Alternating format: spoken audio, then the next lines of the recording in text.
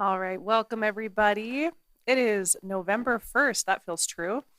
5 p.m. for our committee of the whole meeting. Councilmember Rosalba is excused.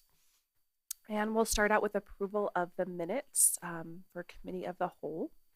October 4th. Any corrections, concerns? Motion? I will make a motion to approve the minutes of the Committee of the Whole for October 4th, 2022. Is there a second? I second it. All in favor? Aye. Aye. Of adopting. Thank you. Okay, the minutes have been approved. We've got 3 discussion items tonight. We'll start out with discussion on the fraud risk assessment with Brenda. Hi, Brenda.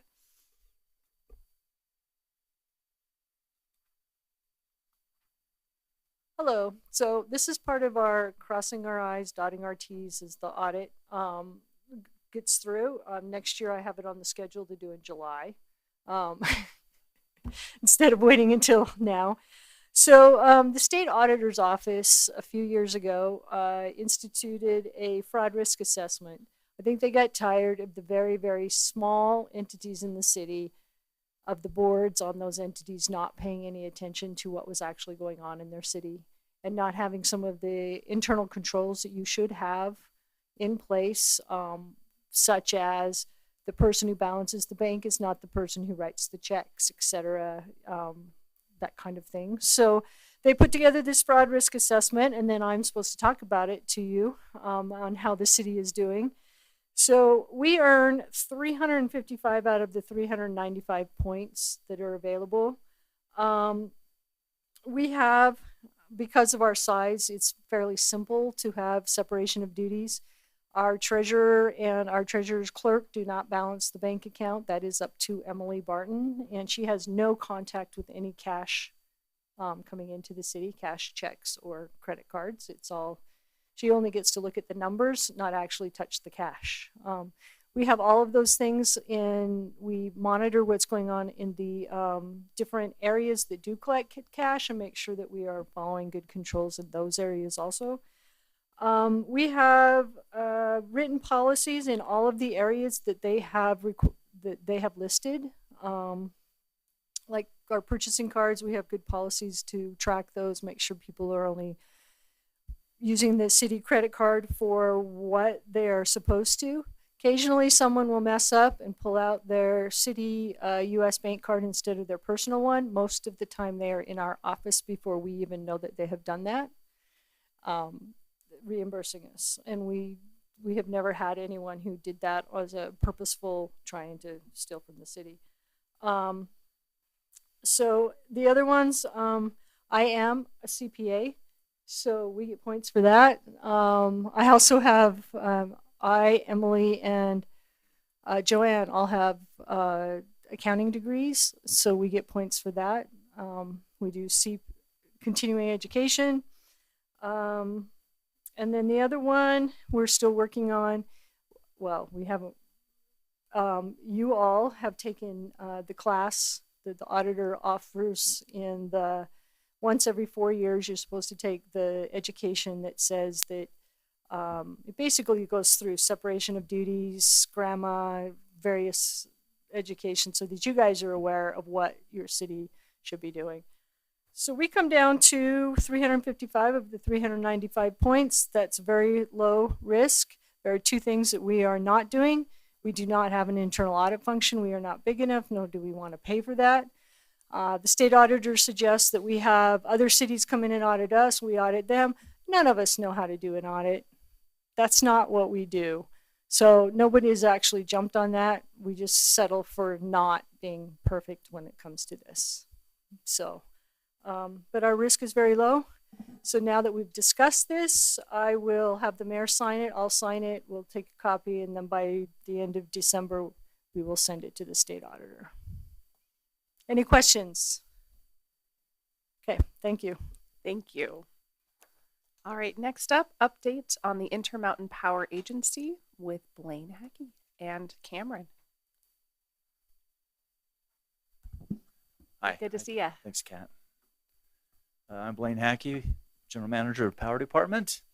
I also have a guest visitor with me, But let me introduce him, and then I'll turn the time over to him. He has a PowerPoint presentation that he will present. In past months, we've talked about different resources that Murray has. Maybe we've talked about federal hydro and our landfill gas and several different coal-fired plants that we take energy from. Tonight, we're going to focus on one particular resource, and that's our IPA, Intermountain Power Agency. And that's the one that's located out by Delta. We have 4% entitlement in that plant. It's a big plant. Its capacity is 18 Murray cities if we were producing at 100%. So we have good partners with that, and John can explain that.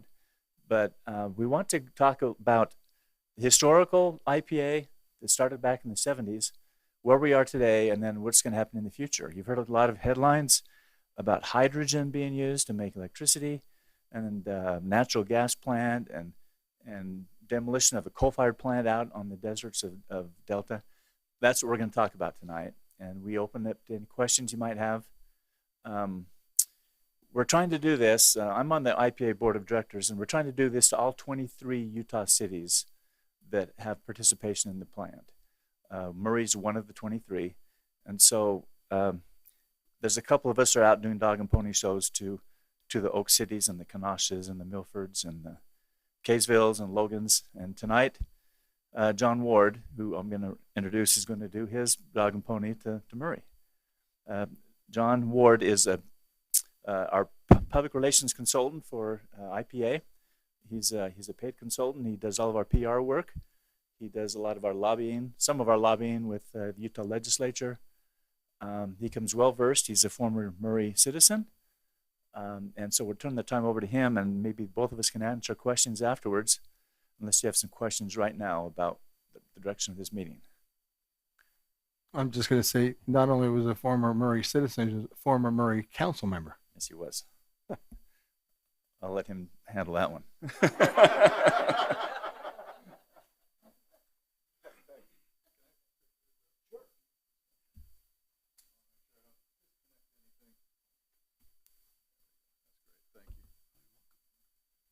Well, thank you. I thank you, Mayor, for pointing that out. So we can little bit of deja vu. I used to sit where Councilmember Cotter sits there for a little while. Well, it was a long time ago, but I haven't changed hairstyle since then. But we're good to go. It's great to be back here, and we really appreciate you making the time for us to do this. This is kind of a complicated project, and any discussion about what's going on down at the power plant in Delta really requires a little bit of understanding about this thing called the Intermountain Power Agency. So the Intermountain Power Agency was organized in 1977. All right, the 23 Utah municipalities that own IPA were formed by an act of the legislature, and they are the owners. So Murray, along with 22 other cities, are the owners of the Intermountain Power Project. Now that's the picture there is that 1,800 megawatt power plant. You can see it from 50 miles away when you go to the sand dunes down in Millard County. But that's not the whole project. The project also includes 2 transmission systems. There's a northern transmission system that connects into the western grid, and there's also a southern transmission system, which is a direct current power line that goes straight to Southern California. This whole enterprise commenced operation in 1986. It's been a tremendous example of regional energy cooperation ever since it went online. So, as I mentioned before, IPA, the Utah cities own the project, but there's a larger group that includes 6 rural electric cooperatives and 6 large municipal utilities down in Southern California that participate in the project. So Murray and the other Utah cities own it, and then there's a series of power purchase contracts that bind in these other participants. And you can see by the map there the Utah cities outlined, and then that big power line that's going down to California.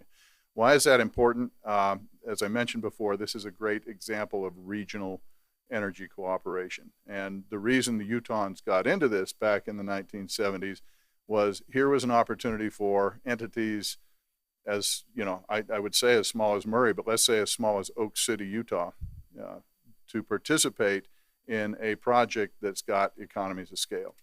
There's no way those 23 Utah, if you added up all the power demand of all of those 23 Utah cities, it wouldn't add up to one of these two generating units that were down there. So it gives you the opportunity to participate in an energy project with scale.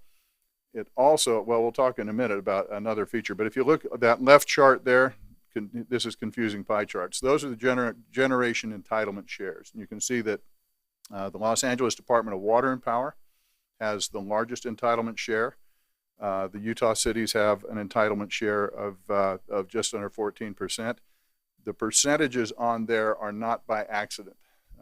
The governance for this entity is set up so that the Utahns can't make any decisions without the California partners. The California participants can't make decisions without the Utah partners. The structure forces us to work together.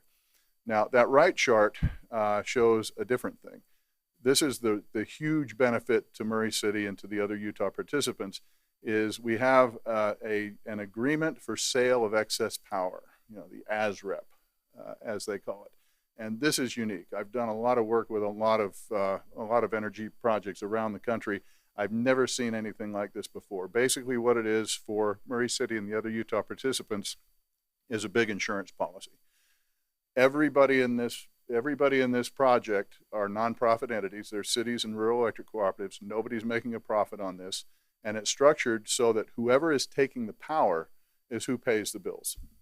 Now, these excess power sales agreements give Murray City and other cities the ability to unilaterally lay off their power to some of those California purchasers if you don't want to take it. And that means in years where Murray is not taking their generation entitlement share, Murray's not having to pay for the plant. In times when Murray wants to take their share, they can call it back seasonally, and you then pay your share just in the power generation billings that you do. So again, this is like an insurance policy with no premium.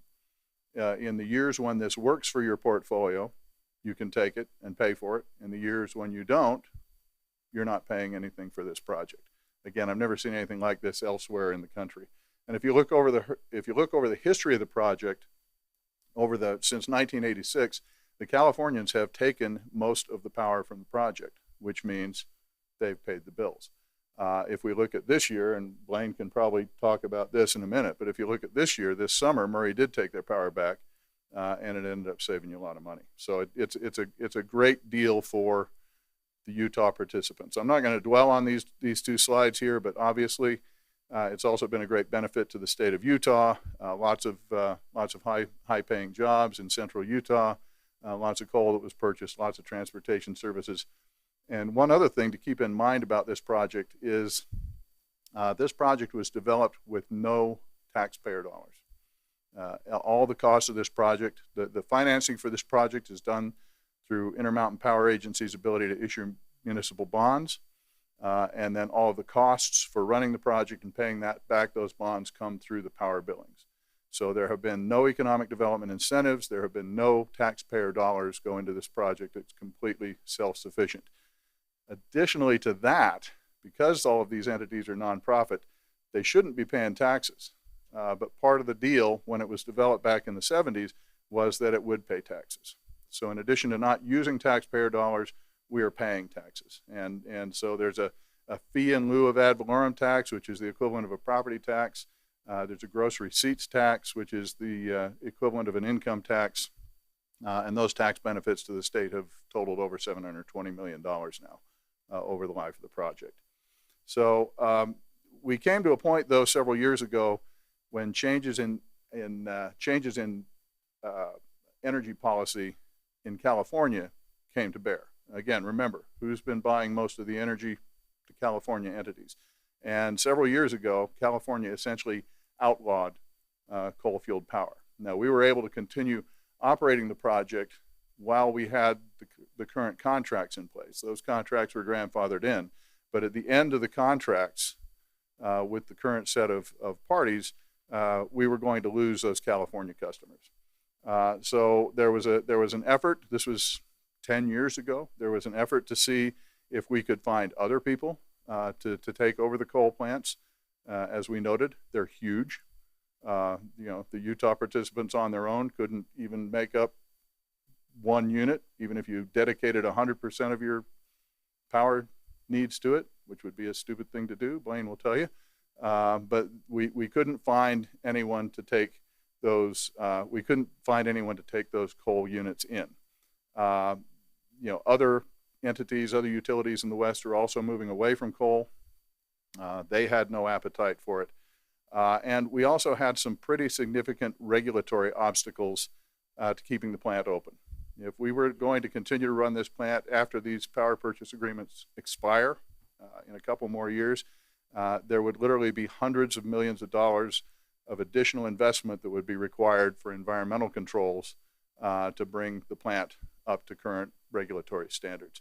And one in particular, there's a coal ash regulation that went in place in 2015. If we were to continue operating the plant after these contracts expired, we would have to invest a couple $100 million to handle that coal ash differently. And if we announced today that we were going to keep it out, EPA could walk in and shut down the plant within 130 days. So there's, in addition to the market factors that moved us away from coal, there are some pretty serious environmental regulatory issues to deal with as well. So the board on which Blaine serves didn't take this decision lightly. Again, these discussions have been going on for over a decade. But the board of IPA really faced a decision point here. And I like to compare this to what happened just 200 miles south of the plant down at the Navajo plant in Page, Arizona. That's the picture on the right there. The Navajo generating station, similar size as IPP, similar customer makeup as IPP, similar age as IPP. That plant's already been demolished. That's the big explosions there, taking it down. It's a flat spot in the desert now with nothing going on out there. The easy thing for IPA to do would have been to make the same decision. Well, it's been good knowing you. Californians who paid most of the bills, all right, you can pay to take it down now, and we'll just wrap this up and call it good. But that's not what the IPA board did. What the IPA board did was say, what else can we do at this plant? We've got these transmission systems, we've got rail, we've got land, we've got water, we've got all this existing infrastructure here. What can we do to keep something going at that site and continue to have these benefits for the Utah member cities? And what they came up with was the IPP Renewed project that we are embarking on now. And again, I appreciate your time tonight, but we've really reached a great point in this project because there's lots of big yellow iron moving around down there now, and we're actually starting to build this thing, and it seemed like this would be a good time to make sure you all know what's going on. So we announced the decision to close the coal units back in 2017. Those power sales agreements that bind the 35 parties together have been renegotiated and re-extended for another 50 years. So the project is now good under these kind of terms until 2077. And we came up with a we came up with a project of building new generating facilities at the plant. This is going to be about a $2 billion investment to build natural gas generating facilities at the plant. Those natural gas generating facilities will also be capable of using 30% green hydrogen when they start up.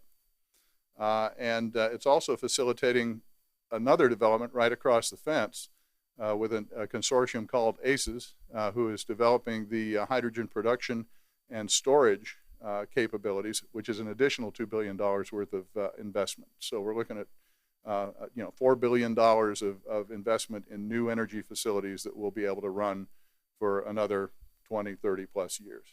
I'm just going to quickly go through this. I mentioned that we're using hydrogen. Just to give you a little background on this, it sounds new. It's kind of not new. All of the elements of our hydrogen project of what we're going to be doing here are mature technologies. This is not a science fair experiment. This is scaling up existing known proven technologies and applying them at utility scale. It is by a happy coincidence that this power plant was built right over the top of a geologic salt dome. We're talking a mile underground. There's this big, I mean big, 5 miles around, a couple of thousand feet deep salt dome. Now, these salt domes are all over the place in Texas and Arkansas and Louisiana. That's where they do the salt cavern storage of lots of petrochemical products and so forth. By a lucky coincidence, this power plant is built over the only one of this size and quality in the whole Great Basin. So we will be taking excess renewable power. There's times a day when there's more solar and wind than people need. And so they're turning it off or sometimes paying people to take it to get their tax credit. We'll be able to take that essentially free renewable energy during those times of day in the year. We'll use that renewable energy to split water into hydrogen and oxygen. We'll capture the hydrogen, put it in salt caverns that are solution mined deep underground. No, you can't drive around in them. It's a pipe that goes down, and they're the size of the Empire State Building, and nobody's ever going to go down there, okay? But we can put hydrogen into those in the spring and fall, and then in the summer and winter when you need that power, we take the hydrogen back out of the salt caverns, run it through the gas turbines, generate electricity. So this is long-term renewable energy storage. Batteries are great. Batteries work for periods of hours. Think of this as a long-term battery because we can store that hydrogen in the spring and fall, save it seasonally, bring it out months later and still have it work.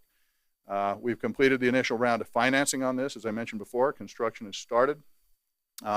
Just a little bit more background on hydrogen because you're going to hear about this stuff. You're going to hear about colors of hydrogen.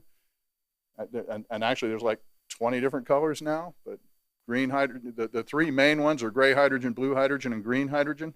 It's all hydrogen, all right? The hydrogen doesn't change color. Hydrogen is just a little H molecule floating around out there. The colors refer to how it's made. So most of the hydrogen that's used today is gray hydrogen. It's made by breaking apart natural gas, all right? It makes a lot of carbon dioxide. It uses a lot of water. You can see the water use there, 16.3 liters per kilogram of hydrogen. Blue hydrogen is when you take that gray hydrogen, capture that carbon and store it somehow to keep from emitting the greenhouse gas. All right, so that's an additional water demand to make your gray hydrogen blue. This green hydrogen that we'll be making, where we're just using electrolysis to split those water molecules directly, zero carbon emissions and uses actually less water than making hydrogen the traditional way from fossil fuels. One of the things we hear about a lot because we live in an arid state that's having a drought is, oh, you're going to be taking our precious Utah water and using it to make hydrogen. Well, take a look at these metrics. When IPP was built, it went out and got enough water rights to run 4 coal-fueled units. Only 2 of them actually got built. So the project has rights to about 45,000 acre-feet of water. That's the big line there. The most we've ever actually used for power generation is about 25,000 acre-feet, the bracket on the right. Right now, we're using about half of that because the project isn't running as at full speed like it used to. So that's about 12,500 acre-feet a year. We can make all the hydrogen we need to run 100% hydrogen fuel and run those gas plants for less water than we're using right now running the coal plant at half the speed. So, when you hear they're going to be using our precious water for this, we're going to be saving water over what we have traditionally done. By the way, none of that water's gone to waste. The project leases its unused water back to the agricultural community. We've had 100% beneficial use of the water resource in every year. So construction is underway. That drill rig that you don't really appreciate the size is about the size of a 10-story building. It's already completed the drill for the first salt cavern. It's starting now on the drill for the second salt cavern. That other photo there shows the underground work going on the power plant side of the fence. All of this development will be done and the new generating units will be coming online in the spring of 2025. So in conclusion, the IPA board, of which Blaine's a member, had an opportunity to walk away from this and just say, yeah, we're done. They didn't do that. And if you think this is a United Nations negotiation, put 35 parties stretching from Los Angeles to Oak City at around a table and negotiate some things. That's what they've done to leverage that existing infrastructure that exists down there in Millard County and on the power lines. There's no state tax support or economic development incentives involved in this project. It's going to continue to provide some economic benefits to the state by keeping something going at that site. Most important, I think, to this body is the fact that it preserves that favorable entitlement layoff structure for your municipalities. You'll have the same deal in the new project that you had in the old project, where if it works for your resource portfolio, you can take it and pay for it. If it doesn't work for your resource portfolio, you don't pay any of the bills. So if you think hydrogen is a crazy idea, guess what? You have no money at risk. If it works, you've got all the benefit to be able to participate that.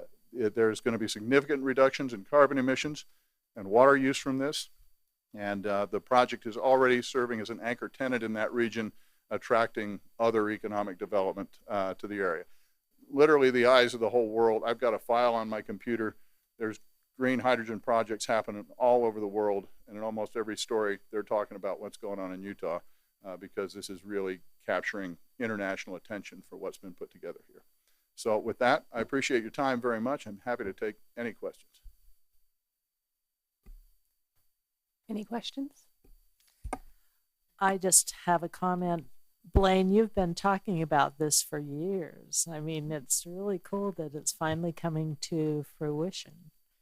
I mean, it's not just this kind of crazy thing out there that we never understood, but now it's actually happening. So it's pretty cool. Yeah, absolutely. Thanks, Diane.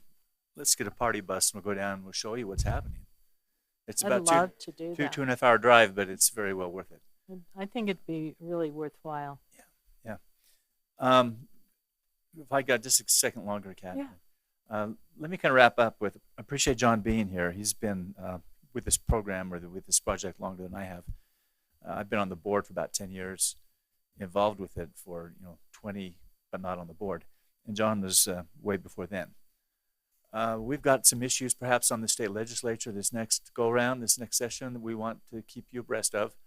We'll do that through maybe the mayor's update every week, but there may be some help we need you with, letters or just to keep you updated what's happening up there. We're not sure what's coming down the pike, but there may be something. John mentioned our partners. Our partners are amazing. We have the 23 Utah cities. We have the 6 co-ops or REAs. An example of that would be like Dixie, Escalante, Garcane Power, Moon Lake. Those are the co-ops. It's a little bit different than a muni, but it's not quite an IOU. So muni is a municipal power system. A co-op is a quasi not-for-profit organization, but the investor-owned utilities would be like Rocky Mountain Power. So we have those 3 segments. Well, no, we have those 2 segments involved. 6 Californians, of which our partners are amazing. Los Angeles Department of Water and Power, as John mentioned in this graph, has 48% entitlement to the project, but they take, I don't know what, 90%, 85% of the energy that comes out of the plant goes to LA. They're the ones paying our mortgage on this plant. In 2025, 2027, they're going to hand us the keys to the car and say, thanks for doing business with us. Here's a coal plant, which, what are you going to do with it type of thing. But they've paid for it all except for the occasional time, and we've recalled power. So it's like renting without having to pay rent. I mean, or owning without having to pay a mortgage payment. They've done it for us, and that's an amazing part of this agreement. As John mentioned, with this new agreement that kicks in with the new hydrogen/natural gas plant, we will still have a recall capability where we can, on a season basis, every 6 months basis, we can call back power as we need it. Now, we're not sure what the cost is going to be. In fact, we don't know what the cost is going to be with the existing coal plant from month to month. We have a good idea. And what happens there is me and my staff will compare the IPA project to other resources that we have.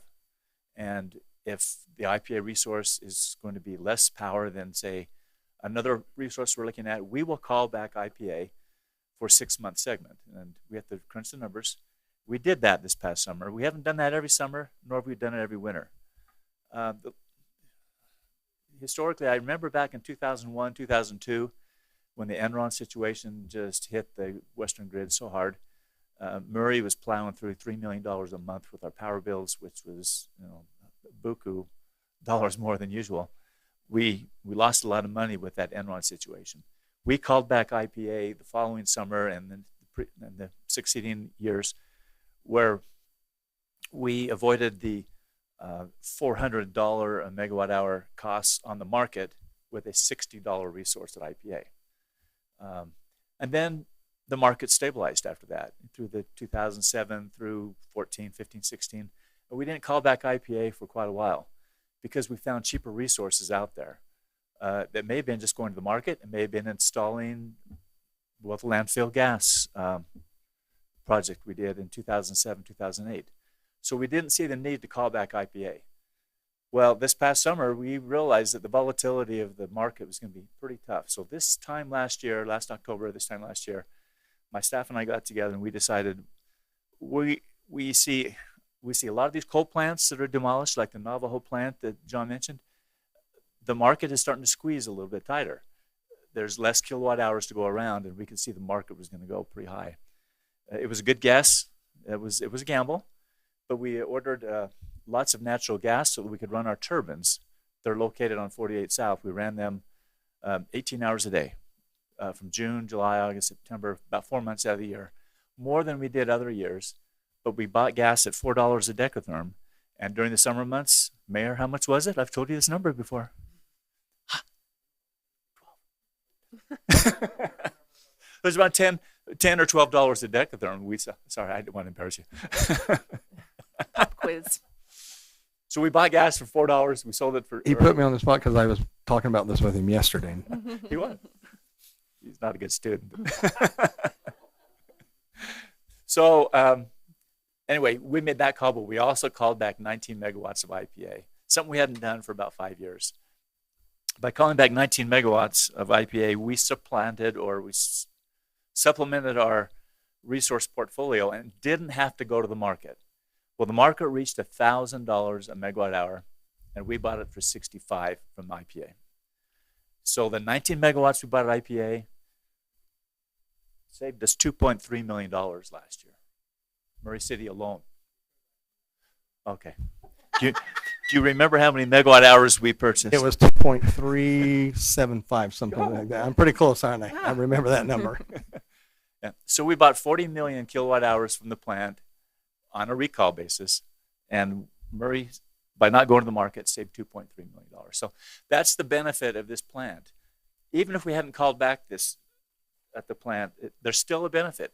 This is still an arrow in our quiver. We still have a plant out there that somebody's paying the mortgage on, and we can recall it occasionally. We didn't do anything for this winter because we can cover our loads, but next summer, we're going to do the same thing. We're going to recall the power, and we'll see what happens. But that's a success story. I don't always bring success stories, but that's a good one. One final comment, Kat. Yeah. 30 seconds longer. John mentioned that the eyes of the world are watching this project, because that's true. A hydrogen plant this size, I don't think is available anywhere. It's a technology to a size of an 800 megawatt plant that's just not out there. Eyes are watching us. But once again, it's not our wallet paying for it right now. The only way we'll pay for it is if we ever call back power in 2027, 28, 29, 30. And we don't know what that cost is going to be, but we'll always have that in our quiver for 50 years. We'll have this plant. The other eyes of the world are watching those small modular reactors that we're looking at, the Corvallis trip. The eyes of the world are watching that one too. So you might say Murray is really being scrutinized. I don't know if that's the right word. But there's two projects we're looking at that are cutting edge, that no one else in the world is catching those two. So I like to think that we're stable and moving on, but we're losing a coal plant. The sad part of it, we're losing a coal plant. It's totally operational, and because of the environmental issues and the cost issues and political issues in a state not of ours, we're having to shut that plant down. So it was an emotional vote from the IPA board when we had to make that vote in 2015, 2017, wherever it was, knowing full well that the central Utah economy was going to be affected a lot by shutting a coal-fired plant down. Now the hydrogen plant / natural gas plant will provide some jobs, but there will be some people that will lose their jobs, and it will affect the Delta economy. Hopefully the pop-up industries around that will get some of those jobs, but I'm through. I'm sorry. No, you're fine. But thank you for your time. Am I making Thank a you for your really time. angry face? John, do you have any final Yeah. words? Okay. All right. I thank John for coming with this Dog and Pony Show. Thank you. We appreciate all that information. It was great. Thank you. Did you have Yeah, a quick can question? I ask a question, Blaine? When you or John, when you said they're in the salt mine, is it the Redmond salt area? Do you know what I'm talking Yeah, about? I do. Yeah, no, the Redmond salt's great stuff. I put it on my fish. I know it's good. no, It's that's, the best. Yeah, no, that's 3 counties over and south, and it's a different kind of a salt formation. That's one that where you go in with a continuous miner and you actually can walk right into the salt and do it. Okay. This particular salt dome is you've got to drill through 1,500 feet of shale and mudstone and all that kind of stuff before you hit the top of this, and it's literally a dome. It was formed geologically like a big bubble way underground. And so you drill about 1,500 feet through the overburden, and then you drill down into the salt with way down. So these salt caverns that I'm telling you about, I know cavern sounds like you can walk into it, but that's not it. You drill way down to the bottom, and then you pump hot water down there, and you dissolve the salt. And then you withdraw that drill, and by controlling the level of the salinity, there's 600 of these caverns in service around the world. Again, it's mature technology. But with the hot water, you hollow out essentially this hole that's way underground that's the size of the Empire State Building. There are 4 salt caverns in operation in Delta now. They're storing propane and butane and other petrochemical projects. We're going to build 2 more to start for this project. They're under construction right now, but it's basically a pipe sticking in the ground. And so you'll put the hydrogen in, store it there like a big tank, take it back out when you need to use it. And then there's a big brine, all that salt you dissolved comes out. There's a big brine pond out back. They haven't done it yet, but at some point they're going to evaporate all that brine and make salt out of it too. Another add-on industry that comes with this. Okay. I would like to go down. You really should. would. Give me the address. I want to. Come on Tell my down. husband we're going on another We love trip. to do field trips. We'll walk I love you. field trips. We'll walk you through the coal plant, get up on the top of that thing, and that gives you a view of the whole lay of the land. You can see the construction going on next door and the salt cavern construction going on across the street. Okay. Thank you, John. You bet. Thank you. All right. Thank you so much. All right. Rob, good to see you. Welcome. Looking forward to hearing from you.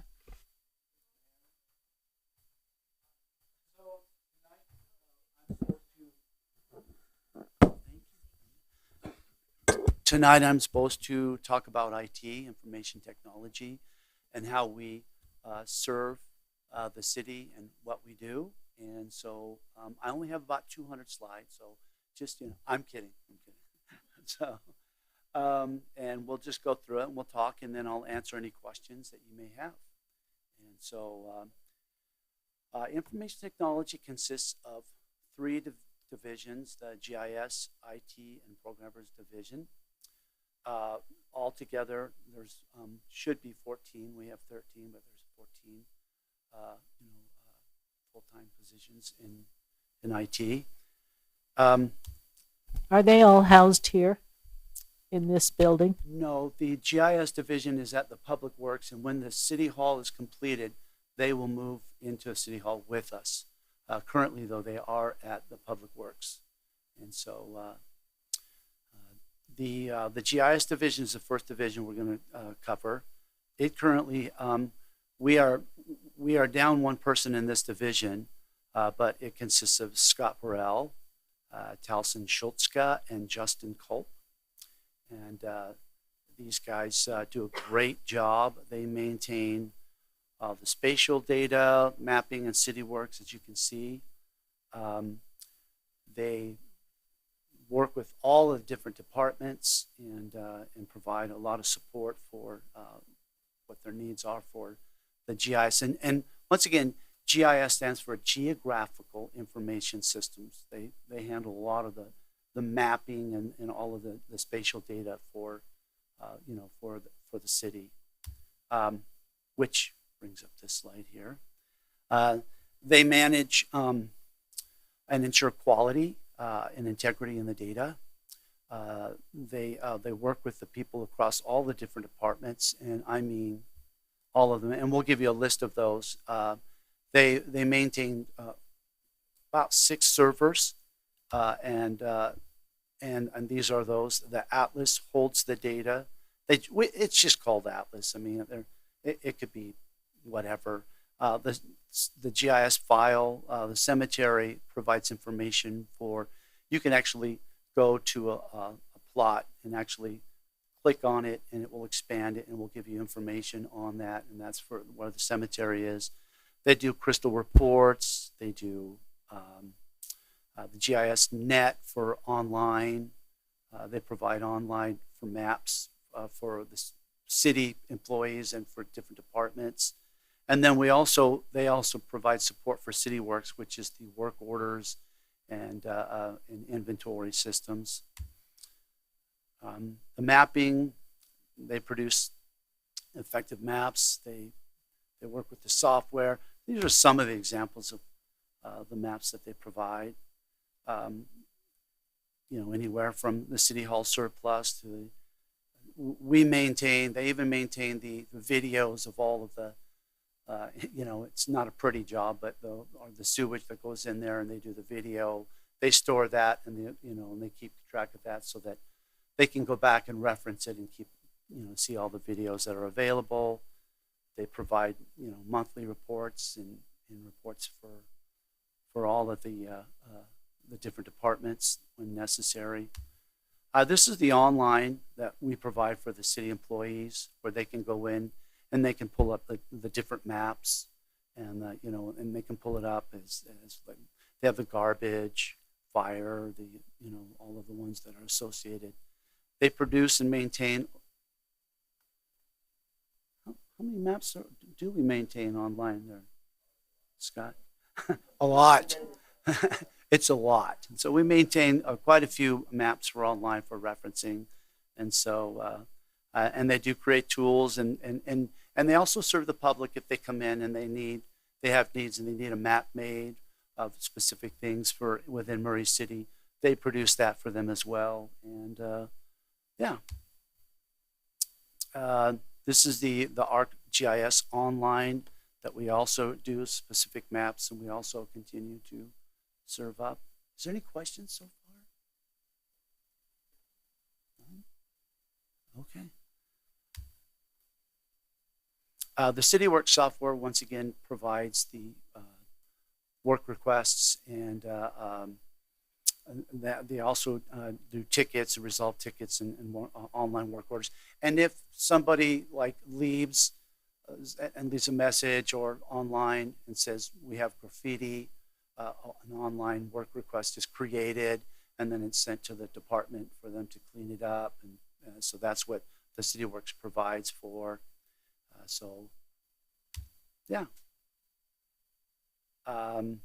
Once again, these are some of the CityWorks that we provide or we create for. And the one there in the map CityWorks activities, that shows open tickets and where they need to be worked on or if they've been resolved. So, yeah. So this is the list of all of the departments, basically everyone that they work with, information technology, or the GIS, I should say, work with, and once again the public and city council and everything else. So, IT. This is the IT team. This is Samantha, that's on the left. Danny, Ben, Ryan, the supervisor. He's up there somewhere hiding. Yeah, there he is. Cameron, and then Isaac. This is the team that provides support for, IT. To give you a little bit of an idea of what we do, we are responsible for every connection in the city. That's phones, data, wireless. Our job is to provide that support. So we support around 270 laptops, desktops, 155 laptops, 41 iPads. It just goes on. And so it really basically comes close to 1,000 connections that we provide support for, and make sure that we, like I said, we provide desktop support. We re-image things when they need to be done. We also provide support for the servers, and I'll go into that in a little bit as well. Currently, we connect up 23 buildings on a fiber network. So all of our buildings are together on a fiber network that that we provide support for. And in that, I mean, you have to keep in mind, there are switches and everything that are associated, and we have to replace those and keep those connected and make sure all of that is going. Is there any questions so far? And we have here? Okay, we're moving on. The servers that we provide for, these are just a few. I won't name them all, but these are some of the servers that we provide. The Tyler, there are 4 servers that provide support for the city as far as like the Tyler system is really basically the city. It provides for the accounting, economic development. I mean, all of them. Human resource, all of them. Even the passports area or records. We provide support in the servers for. That's what the Tylers does. So we have about, it looks like 8 or 9 systems that are to the cloud right now that we have. So there's the Versaturn for the police, the Chorus for the courts. Our Office 365 is to the cloud in our Exchange. The Sportsman is currently on site, but they're talking about moving that to the cloud as well. So that will be moved out there. The Okta that we do 2-factor with now that everyone loves so much in the city, that's to the cloud, eProsecutor, HRN Online, and our SolarWinds Help Desk. So we've got quite a few systems that are out to the cloud and that we provide support for those as well. Okta's the new one? Is that? Yes, Okta's what we put in, and we were actually putting it in, in August to July, but we finished rolling it out here in September, at the end of September. And that's for the 2-factor so that you have to put in, yes, it's me on your cell phone or a number. You have to put in a number that lets you know that you're logging in, and it's authenticating. So we'll be finishing doing that and rolling that out to the servers as well. So we've really tightened down the security, and we're going to continue to do that as well. But that's really what our to the cloud applications are right now. Excuse me. The web hosting we do for the employee service, like when they do their time entry and they can log in from home and they can do that. We do customer self-service with Tyler. Both of those applications are Tyler, the server system. And then we do the Murray City. That's actually hosted. Oh, I forgot.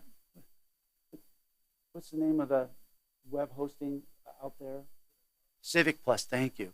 Civic Plus actually does the hosting, but Samantha does maintaining of the system and does the changes that are needed and updates the web on the Civic Plus. But it's hosted.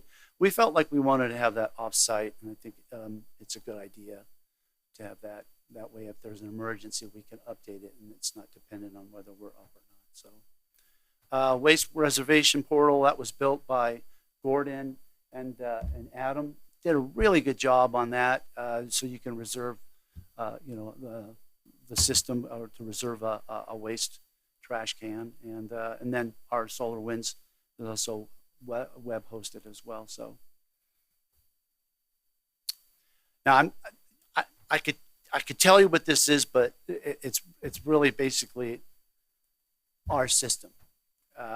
Everything that we have is really virtualized servers on a big server farm that we do, and I'll just press the button on that. And so, because I could explain it to you, but it's kind of a difficult, but I wanted to include that. The wireless connectivity we provide for, we have Wi-Fi in the park. The courts we provide wireless for, we support that. We provide support for the library and down at Public Works, the fire, power, and the senior center we provide the service for. And some of those are connected, but most of those are all separate wireless systems that we provide support for and that the city provides for the residents. And so this is security. This is what we're doing, and we will continue to do more things to provide support. Tech, MFA, Palo Alto firewalls. We currently have, for the different systems, we have 8 and those are in the upper quadrant for firewalls. They're very, very good ones. We have Sentinel-1 security. We do web filtering, spam filtering, and interestingly, I think I did about 2 years ago, I did the total on the spam that we receive, and I think it was 2.1 million spam emails, just the city employees that we receive and that we filter out, and we're able to do that with our filtering, our web filtering and spam filtering servers. And so we do that. We do Global Protect. It allows you to log in and do VPNs and work from home with your laptops. And then just encryption. All of our offsite backups are all, we go offsite, everything's backed up, and it's all encrypted. And so that's IT.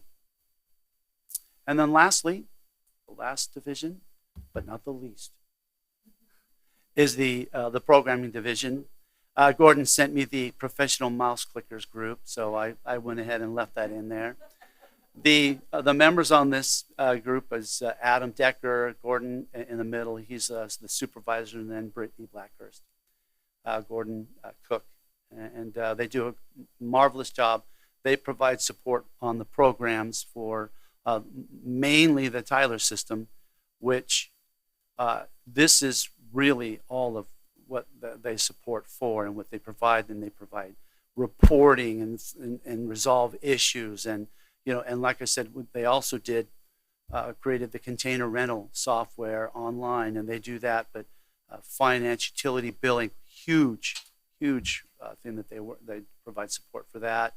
They do a lot of the reports for the end of year and for all of that Brenda requires, and they just do a great job. And you can see there's a lot of modules that are in here that they provide it for.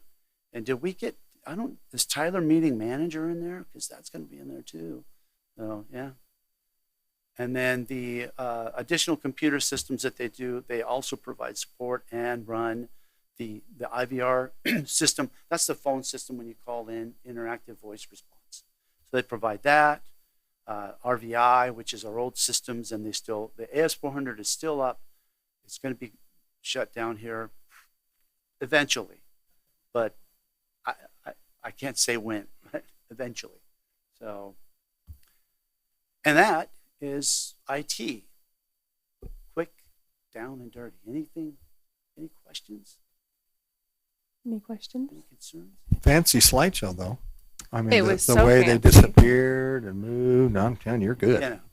I had a little bit of time to prepare for it, Mayor, so thank you. Are you, when is the IT department moving into City Hall? Do we know that yet or not? Or? Well, I guess it would be all of us that would move there, but we would probably, like I was telling the mayor today, we will probably move in first and make sure everything is working prior to, and then I think they're talking about department by department moving them in, and trying to do that. And because if we do it all at once, it's going to be chaos, especially for us. But if we do them department by department, I think that will be a lot easier for us. I think what'll happen is you'll have IT move in, and so will Tammy. She'll move in the same time with IT because she can hardly. And then we'll lock the doors, security, and then no one can get in. That'll be That's that. right. Change the locks on it? Change the lock access.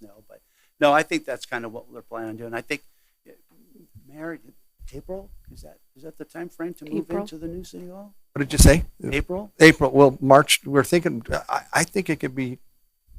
I hate Do to this say in this May. because April. then all of a sudden it could be before. But look at Kat saying April. April, we should be pretty. Isn't that horrible? It should be pretty safe, but I think it'll be a little earlier. So hopefully March gives us enough time to get in there and do what we need to do ahead of time, so that everything is up and working, and then that way the move over there is a little bit easier than trying to get it done. And then Tammy gets to move in. Thank I you. know. Thank you. for everything. Appreciate it. We know it takes a lot of technology to keep the city running, and we appreciate you. Well, thank you for. Thank you. You guys are awesome. All right. Well, Thank you, everyone. that is it for the agenda today. So if there are no objections, we are adjourned until the 6:30 council meeting. Thank you.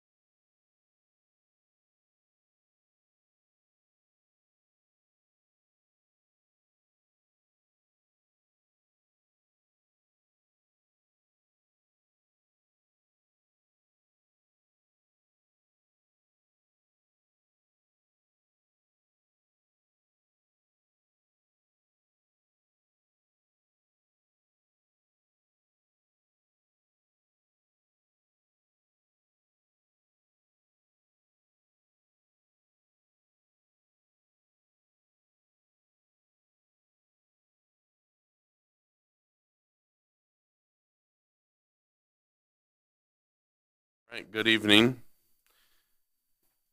This is the November 1st, 2022 Murray City Municipal Council meeting.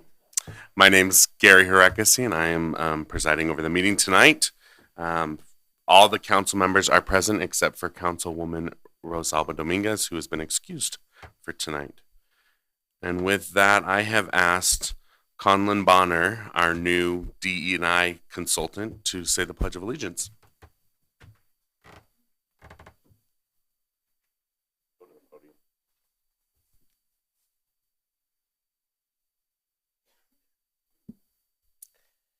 I pledge allegiance to the flag of the United States of America and to the republic for which it stands, one nation, under God, indivisible, with liberty and justice for all.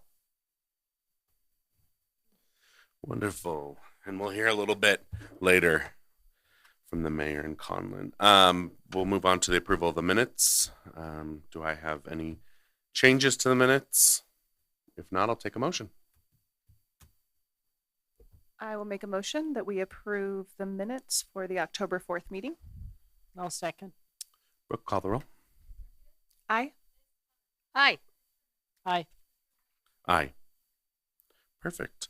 And with that, we'll move on to special recognition, introduction of the diversity, equity, and inclusion consultant, Conlon Bonner, Mayor Hayes Pales. Oh my gosh. Did I just split the letters again? Gary was so concerned that he said your name right. And now I'm all Now he called tongue-tied. me Male Hales. I don't know. Mayor Hayes. Mayor Hales is going to be presenting. Thanks, Gary. You notice he said Gary. I can say Hirekesi. Let me just tell you. I have Look that at you, down. Mayor. Hirekesi. All right, Gary? Okay, come on up, Conlon. This is Conlon Bonner, and but really, it is interesting because I've not said this, but I want to say Connor Bonner, you know, because it's so easy, but Conlon Bonner. And we had, Kat had introduced, how long ago was your task force? It started, talking about it was almost 2 years ago. And then you spent an entire year? We did a whole year on the task force. That's right. And I want to, before we go on, I want to acknowledge the task force that we had called to serve on that committee. So I know there's a couple here. There more. Jessica Miller. Just stand up. Sarah Jessica, Miller wave. is here. Thank you, Jessica. And then, wasn't there another one? No. I thought No. There was somebody else had come in. I was just chatting with other people. You really but were. she You was kind the of one on fooled me the a little bit. task I was thinking force. there was someone else. But anyway, thanks, Jessica, for being here. And I know Katie wanted to be here, but maybe. Many of them reached out and just expressed their excitement that this is happening, their gratitude at being notified, and at you continuing the work. And so all of them are here in spirit. Some are watching online, and we thank Jessica for coming in person. Awesome. Thanks, Kat. We appreciate that. So anyway, so a task force was put together, and I've said this all along, well before the task force had even been mentioned, I had in my mind something similar.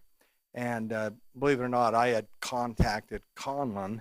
I won't get into all this, but it was about I looked it up, and it's been almost a year and a half since I contacted him. And I didn't know, honestly, what I wanted to use Conlon for. I just knew there was something that I wanted to involve him with the city. So I called him up on the phone. We talked, went back and forth, and then some time went, and all of a sudden this came about, and all of a sudden I realized that's what I wanted to have Conlon do. So Conlon, I'll introduce Conlon Bonner is, are you from, I know you said New York. What about Las Vegas? Yeah, that's where I was born. So you're born in Las Vegas. And he comes from, I'll let him tell a little bit, but he comes from a musical family called the Bonner family. And they have sung all over the country, so probably the world, so a lot of places. And so Conlon, we have hired him to be our DEI consultant. And so I'm not going to go into a lot of that. I'm going to let Conlon introduce himself and just tell you a little about him. And if the council has some questions, please ask. I'm going to go back and sit down, but I'm going to let Conlon just tell a little bit about him, and then. But we're excited and to introduce Conlon to you, and he's going to be phenomenal. He's a great young man. He looks like he's 15 and has 6 kids. So that's all I'll tell you. He's not 15. I will tell you that. Anyway, so without further ado, Conlon, if you just introduce yourself, and then if the council has any questions, they'll ask you. But we appreciate you being here. Thank you. Thank you so much. Yeah. Yes, so I have 6 kids. Yes, I do. But nobody asked me how old I was. I'm like, okay. I guess I'll just hold this to myself, a little bit. But no, so I guess I got to tell you how old I am. Yeah, anyway, I'm 33. I married for about 11 years. Yes, member of the Bonner family, but I've been in Utah for about 12 years. And I honestly love it. I love the interactions I get to have. I know who I am. I am a black man in Utah, and so that does kind of open up another world to me that many people have not experienced. And so I'm excited to just share some other elements that can allow us to be more aware and inclusive in all the different departments in the city. And I think that's going to bring unity, some almost an environment of acceptance and just feeling safe within every organization and in the community in general. So I'm just so excited. Yes, previously I have been in diversity work, diversity, equity, and inclusion, and I'm excited to continue this even here. So thank you so much for having me, and I look forward to allowing more of this work to move forward. So awesome. Is there any questions for me? Any questions? I'm just curious. I think it's wonderful you're here, and welcome. I'm glad to be here. Thank you. And I'm curious about how much of your time you'll be able to I'm not sure what to say, grace us with. How much time will we be able to have you? Thank you. Yeah, I have a list of every month and every I have listed out even in with every month throughout the year, because I'm contracted for the year, what I will be doing. And so I'm excited to execute certain tasks, visit certain locations. And so if you were to say time, I would probably say about 30 to 40 hours. I'm always going to be thinking about it, always going to be creating different plans. It's constantly moving. I'm glad to be here. Even before this, I was preparing even a little bit of this, what I would say here, and where I'm actually going to visit even tomorrow, which is I'm really excited for. So I've already even visited, even before being hired, to Parks and Recs, being able to look at the landscape, what's going on. I'm helping out with the feasibility, for the Murray Theater as well. And so I look forward to even talking to Kim, who's out there right now, to get me in there. So no, this is a priority, even number one right now, in terms of work and DEI work. So I'm excited to spend as much time as I can here. Great. Thank you. We appreciate it. No. And we'll look forward to hearing from you. Thank you. Glad to be here. And thank you for accepting this position. We're very thrilled to have you. Yes. And also on your resume, you said you're into tumbling and ultimate frisbee. Are you still into tumbling? Oh yes. I'll be doing a backflip when I'm 50. Absolutely. So that's the plan. Yeah. So anyway, here and there, I'll do that, and that's one of my favorite sports of just playing ultimate, and that's something I do with the family. 8 kids on my for my brothers and sisters and everything like that. We just love games, sports, competition, and so I plan on having some fun here in Murray and just kind of creating that type of family element, family fun, and unity even here. Thank you. And welcome. Thank you. I just wanted to say welcome to Murray and thank you for bringing your work here. Yeah. I know you have a history of working on DEI work, so we're grateful for your expertise. And I know all the members of the task force are grateful that you'll be continuing the work. And thank you to the mayor for prioritizing it and taking it forward. We really appreciate it. Thank Welcome. you. No, I'm happy to be here. Thank you. And I have one question. This is a newer area for our city, but for a lot of businesses and that sort of thing. So as you think about your next year and at the end of the year, when you look back, what would you consider a successful year for you?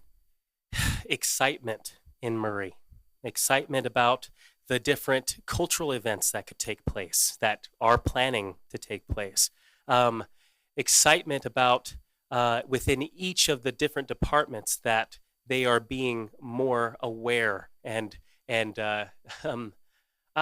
not the word educated, because we are all educated in various different things, but it's just opening our eyes to, okay, how can we be more inclusive and not hurt, not to disregard and think that if someone's offended, oh, well, just choose not to be offended. No, we can actually try to make sure that we're not offending. We can look at different ways there. So I think people just knowing that they have an opportunity to speak about it is going to bring excitement to them. So I look forward to allowing people to feel even safe and excited about this. If I could, I don't know how long I'm going to say this little moment, but the idea of diversity, and then there's equity, and then there's inclusion. Diversity, if I can use it as a little analogy, we can invite everyone to come to a party, and that's really great. Next step, equity, the idea of inviting someone to dance at the party. Now everyone's dancing, great, but now inclusion is having individuals, everybody's song played at the party, to where they own that party. They feel like they belong there, that this is all a part of them. And so that's what I would want everyone in Murray to begin to feel like, that their song is being played and that they are accepted, wanted, valued, all of those different elements happening within Murray. So that, honestly, even as I'm here, I feel so comfortable because of how I was so embraced. So thank you so much. And I hope that can continue even for those who may have not have felt that before. So Wonderful. Thank you. Thank you. Anything else from the council? Well, we're very excited to have you thank here. you. Thank you for letting me take the time. And with that, we're going to move on to citizen comments. There is a public hearing later, so if you're here about that, please wait until that point for the comments. But otherwise, citizen comments will be limited to 3 minutes. Please step up to the microphone, state your name, city of residence, and make sure you see Jennifer to fill out the required form.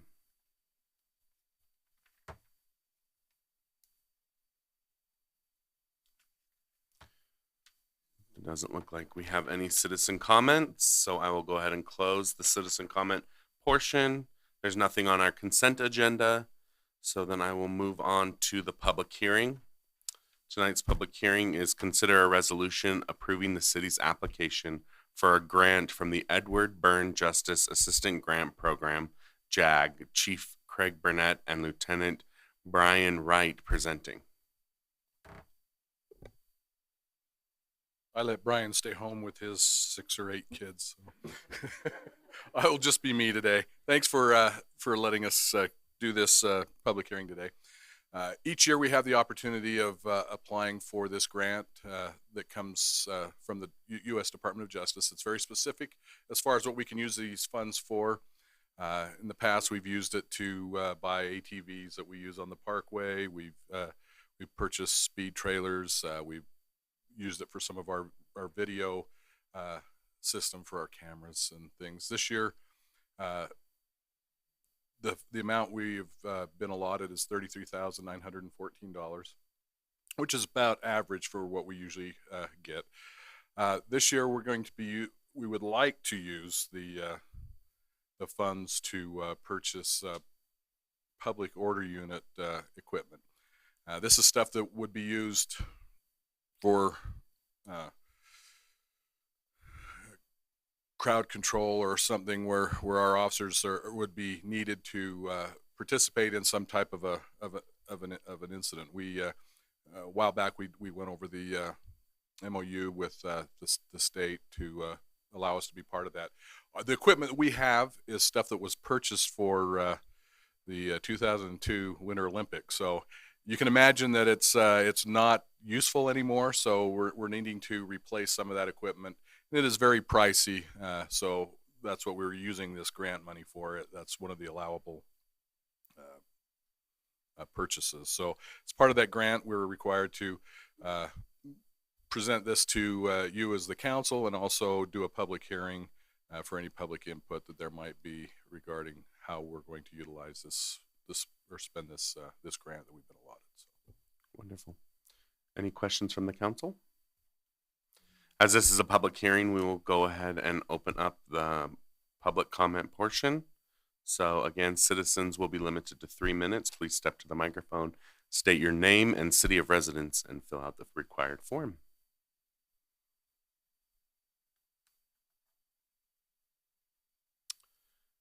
I will go ahead then and close the citizen comment portion. With that, I'll give it to the council. Any questions, comments? Or I'll take a motion. All right. I'll make a motion to approve the city's application for a grant from the Edward Byrne Justice Assistance Grant Program, also known as JAG. Is there a second? I second it. Brooke? Aye. Aye. Aye. Aye. Wonderful. And now we will move on to the business items, where we will consider a resolution adopting the regular meeting schedule of the Murray City Municipal Council for the calendar year 2023. Jennifer Kennedy presenting. Hi. So in your packet, I have given you guys a draft schedule of the proposed council meetings for next year. Basically, they stick to the first and the third Tuesday of each month. In June, they've been adjusted to the first and fourth Tuesday due to the APPA conference. In July, they are on the second and third Tuesday because the 4th of July is on the first Tuesday. November, we've moved them to the second and third Tuesday because the election day is on November 7th, which is the first Tuesday. And then in December, we've scheduled them for the first 2 Tuesdays, the first and second, just because December tends to be a busy month for people. I've also given you guys a list of the 2023 council conferences and events, which to the best of my knowledge with the information I had at the time is accurate for now. Wonderful. Any questions from the council? Will this be posted anywhere online or? Once it's approved, yes. Okay, great, thank you. Okay, if there's no other questions, then I will take a motion. I'd like to make a motion of a resolution adopting the regular meeting schedule of the Murray City Municipal Council for calendar year 2023. Do I have a second? I'll second. Brooke? Aye. Aye. Aye. Aye. And with that, we're on to the mayor's report and questions. Mayor Hales. Thank you. Gary, you're going to be interested in this number. I learned yesterday there were 70 Murray citizens that have signed up for rooftop solar in this past year, which Blaine, when he reported that, was surprised that we had that many. So it is something that they're interested in. You're aware of that. We'll be speaking of this in January on the second meeting. Also, Miss Murray, thank you, Kat, who represented us there. When you say it like that, it sounds like I won. I love it. I simply attended, which I was a delight. I thought you were going to say, I accept. Thank you very much. I did look at you like that, didn't I? Excuse me. I should have finished. Miss Murray Emma Robinson, who won that, and that was awesome, Kat. We're going to miss you. Anyway, thank you for representing us, and Emma will be reporting to us down the road with the council meeting on just like the former Miss Murrays have. But tell us what. I just was going to jump in and say thank you to Lindsay Smith, who stepped up to run the pageant this year, the scholarship. There's another word that comes after that program. She did an amazing job. She's a Murray alum and a dear friend, and I was very proud of her and proud of all of the applicants and the participants, and it was a lovely tribute to Miss Lloyd, who passed this last year, and it was a very emotional, lovely evening of generations of Murray graduates showing their appreciation for a long-time teacher, and that was really beautiful in a hard year for them. So it was truly lovely, and my family had a nice time attending, and I'm sure we all look forward to meeting the new Miss Murray when she comes in. Great, thank you. And have you ever done that before? You go, and I had a thought, and well, I'm old, so anyway, there was someone going to say something about the event, and it slipped me. I'll remember maybe by the time I finish here. All right, tomorrow night, are you all aware of our volunteer dinner? And it's going to be scones, and it's our own chef over at the Senior Rec Center from 5 to 8. You're all going to come at any time. And Kim has over 170 that have RSVP'd on that, and so we're gonna have a big crowd. We'll have a good crowd there. The scones, I just want to tell you, he had us test. I said, can we test every week? But he said no. But anyway, it was like regular scones. When I say regular, scones with syrup, honey butter, whatever, so that the sweet type. And then he does a Navajo taco scone, and I'm telling you, they are wonderful. So we're hoping that you'll be able to join us tomorrow night, again at the Senior Rec Center between 5 and 8. So, and then the biggest news, have you been to the new Taco Bell? Everyone, they talked about it in our meeting today, and I'm going like, I couldn't believe how many people are going, oh, we love that, and it's so good. And I'm going like, that's good, I love it. So it's in front of Modern Display over there, and they have been pretty, I think Brenda said the line was huge. And so you didn't get to,